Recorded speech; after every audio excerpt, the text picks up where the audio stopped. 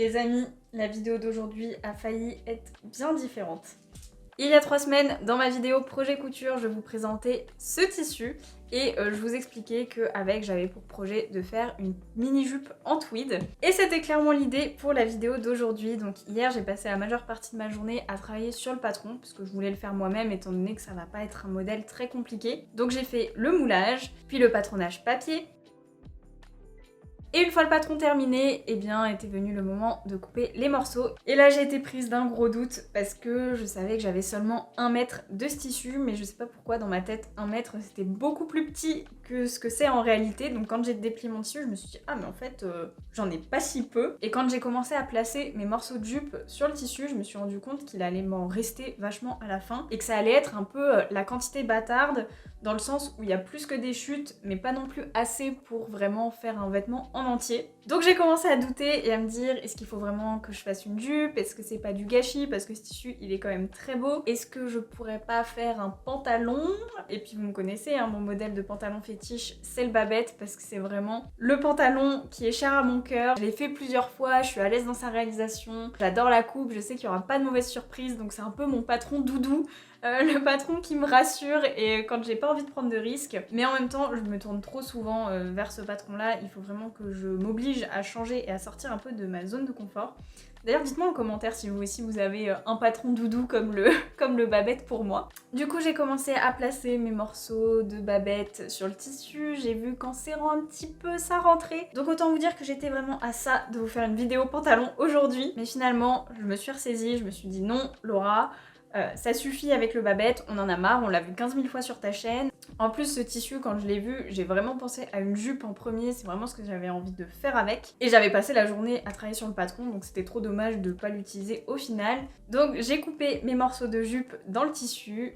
Vous allez avoir la vidéo jupe comme promis. Et en fait ce qui m'a décidé à couper la jupe, c'est que je me suis dit dans les chutes, je pourrais faire un short. Comme ça, j'aurais à la fois le côté pantalon, le côté jupe. Voilà, c'était un peu la solution à mi-chemin avec tout ce que j'avais envie de faire dans ce tissu. J'ai pas assez de tissu pour faire les deux, donc je ferai la jupe et un short. Sans doute un short babette, mais ça, on verra plus tard. Donc comme promis, aujourd'hui on part sur une vidéo jupe. Déjà, ça va être un projet, je pense, très rapide et très facile par rapport à ce que je fais d'habitude.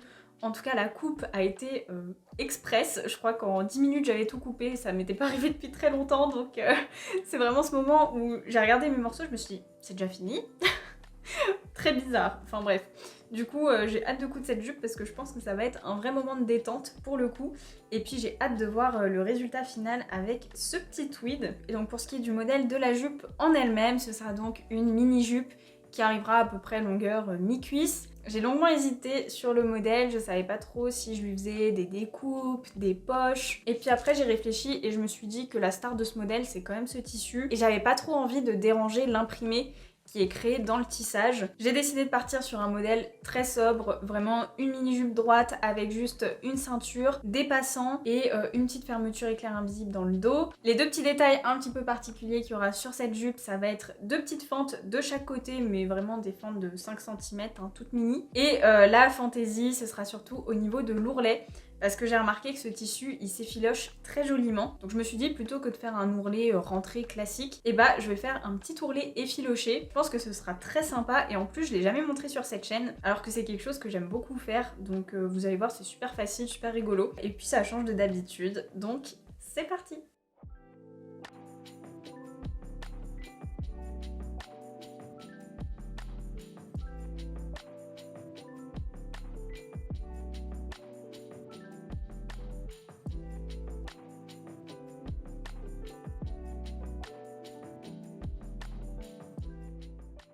Je viens de finir les pinces sur la jupe, donc c'était très vite fait. Par contre, j'ai surjeté tout le tour de mes pièces, même au niveau de la taille, ce que j'aurais pas fait normalement pour une jupe. Mais là, le tissu, il s'effiloche quand même beaucoup, donc c'est plus sécure comme ça. Et maintenant, il va falloir que je pose la fermeture éclair invisible. Alors, je crois que ça fait pas loin d'1 an que j'en ai pas mis. Donc bon, j'appréhende un petit peu parce que déjà en temps normal, c'est pas la partie que je préfère, hein, la fermeture éclair invisible. Je trouve que c'est toujours un moment un peu délicat. Donc j'appréhende un petit peu, mais bon, il n'y a pas le choix, faut y aller. Par contre, je suis super contente parce qu'en fouillant dans mon stock, j'ai réussi à trouver cette fermeture éclair qui est exactement de la bonne couleur pour mon projet. C'est le truc qui arrive jamais d'habitude. Donc trop contente. Maintenant, faut que je me lance dans la pose, donc j'espère que ça va bien se passer.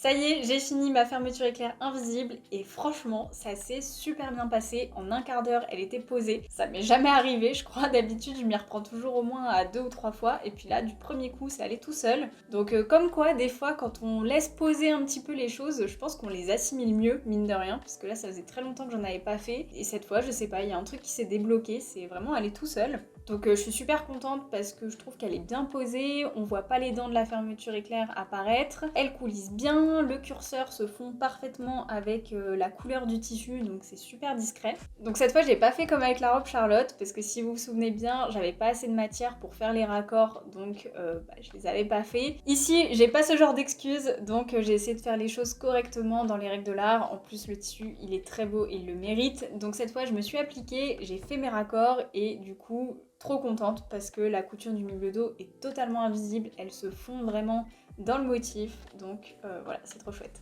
Maintenant, je vais pouvoir passer à l'assemblage des côtés de la jupe et j'ai hâte parce que ça y est, elle va vraiment prendre forme et je vais peut-être même pouvoir faire un premier essayage, alors on y va.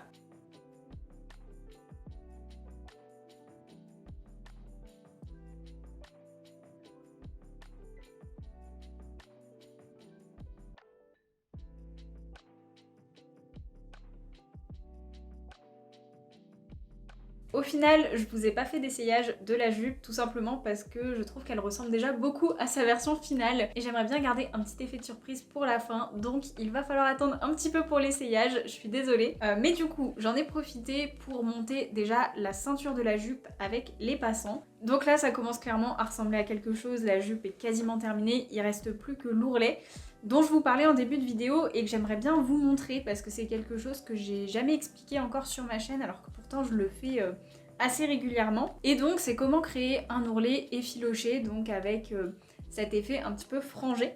Pour le réaliser, on va commencer par piquer à l'endroit où on veut que les franges s'arrêtent. Donc moi je pense que je vais le faire à 2 cm du bas de la jupe. Et là vous allez piquer avec un point assez serré avec votre machine à coudre parce que justement on veut que les franges s'arrêtent et il faudrait pas que la jupe continue malgré vous de s'effilocher et se fasse grignoter progressivement, ce serait quand même dommage. Donc un petit point bien serré, on y va tout de suite.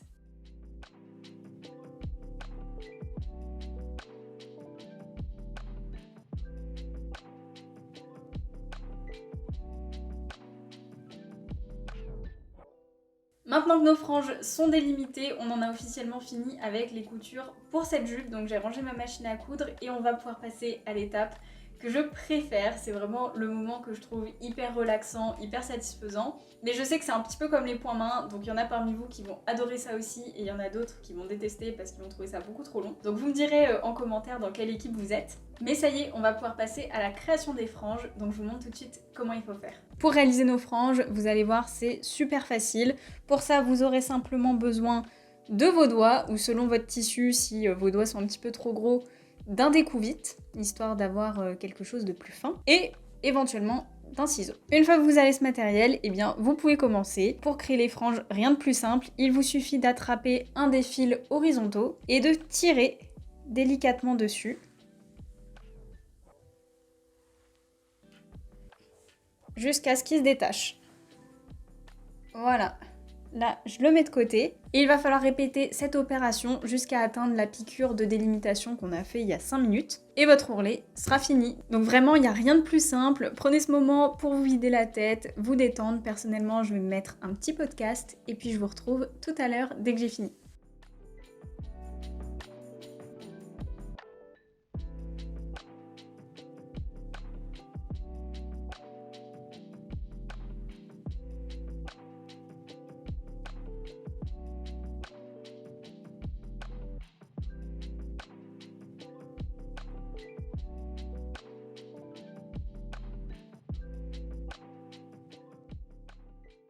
Ça y est, la jupe est officiellement terminée. Je sais que vous avez envie de voir le résultat, alors je vous montre ça tout de suite.